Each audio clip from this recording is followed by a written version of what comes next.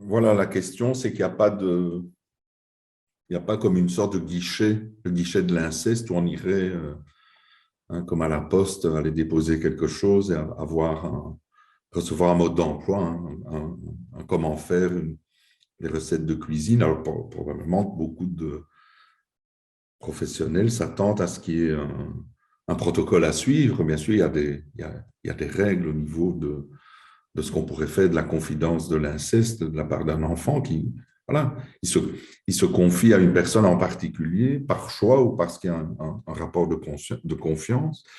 Et donc, le professionnel est très souvent coincé là-dedans aussi. L'exemple de l'enfant qui dit, voilà, j'ai dit mon secret, mais faudra le dire à personne. Donc, il y a la manière aussi dont on va accueillir cette confidence. C'est quand même confier quelque chose de lourd, avec la manière et les styles des enfants, parfois peut-être avec une pointe ou d'exagération, ou une pointe, le contraire, de minimisation. L'enfant vous raconte quelque chose de grave qui lui est arrivé, il va dire, mais c'est pas si grave, il faut pas, voilà. Et en même temps, on peut le prendre au sérieux et de se dire, bon, mais qu'est-ce que je fais avec cette espèce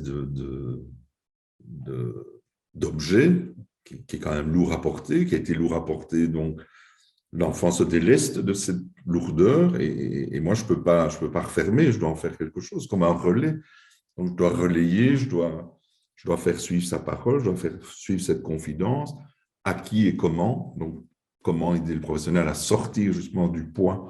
Pour ça, je reprends toujours ce mot-clé qui est le poids. Ben, le professionnel, il se rend compte que ce poids-là, c'est le poids que l'enfant a porté. Et donc, ce qui va réveiller aussi chez lui voilà, des réactions émotionnelles, contre-transférentielles.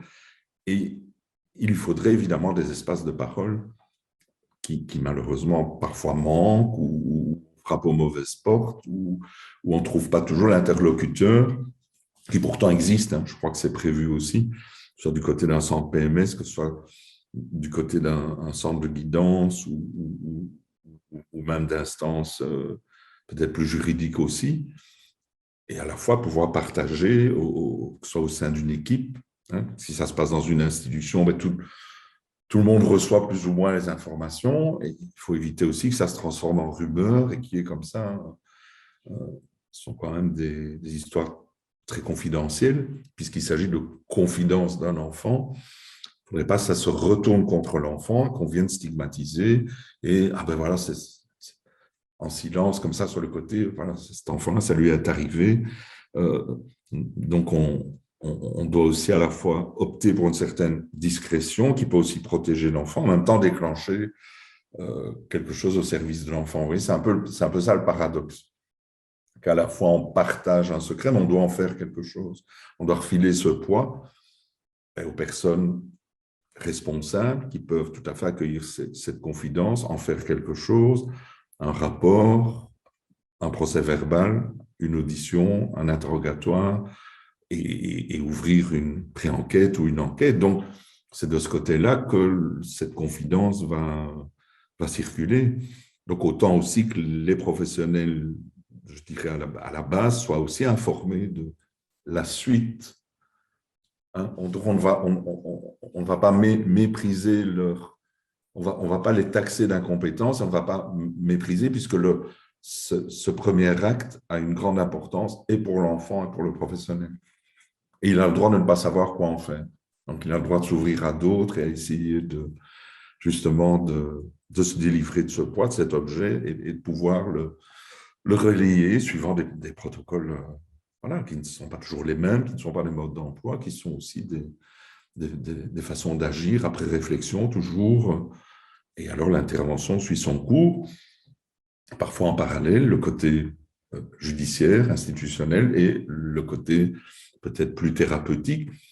Et là, le professionnel doit avoir le courage de se mettre en retrait, tout en restant un référent pour l'enfant. Mais voilà, l'enfant et lui-même, ben, on partageait cette chose, ont cet objet en commun. La vie continue. Si cet enfant est l'élève de telle institutrice, ben, voilà, le travail continue, de show must go on, comme on dit. Et en même temps, et l'enseignant ou le professionnel et l'enfant savent que ce poids est repris par d'autres qui vont en faire quelque chose pour l'aider, voilà, pour l'accompagner dans ce cheminement. En tout cas, on ouvre, les protocoles permettent aussi d'ouvrir et de réorienter les situations plutôt que d'être dans un marasme qui viendra rendre encore plus complexe la situation.